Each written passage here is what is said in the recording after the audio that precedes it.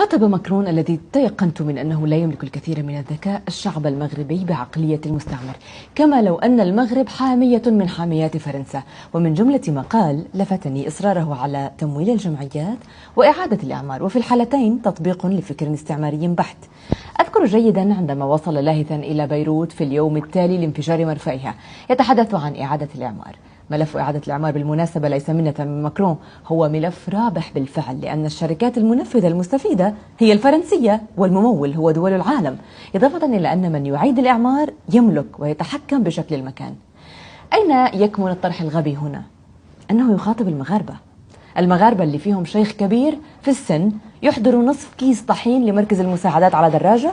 أم المغاربة اللي فيهم سيدة لم تنسى حق الجيرة حتى بعد الزلزال تسلقت الجبال وحطام البيوت المهدمة كي توصل طبقة طعام إلى جيرانها؟ ولا المغاربة الذين يصنعون فرنا متنقلا ليطعموا المنكوبين الذين تقطعت بهم السبل في قلب الأطلس؟ المغاربة يا ماكرون تدفقوا في قلب الجبال، في طريق ذهابهم للدواوير حملوا المساعدات، وفي طريق عودتهم حملوا الجرحى على ظهورهم.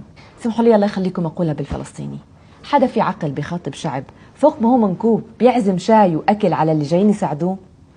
ليس فقط ماكرون بل الإعلام الفرنسي أيضا وجزء من الإعلام الغربي بشكل عام غيب هذا المجهود الشعبي والرسمي بالمناسبة للمغرب وأهله، وركز على سلبيات أو الجزء الخايب من الصورة كما يقول المغاربة.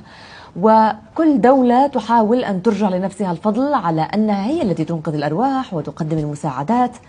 عقلية الغرب الأبيض التي لا زالت بلادنا مطمعا في عينيه، والذي زرع في قلب بلادنا مستعمرة في أرض فلسطين، لن يستوعب فكرة أن نكون شعوب ذات سيادة تعيش في أوطانها قابضة على ثرواتها، تختار تخطئ أحيانا وتصيب أحيانا. حقنا، هذه بلادنا نبنيها كيفما شئنا.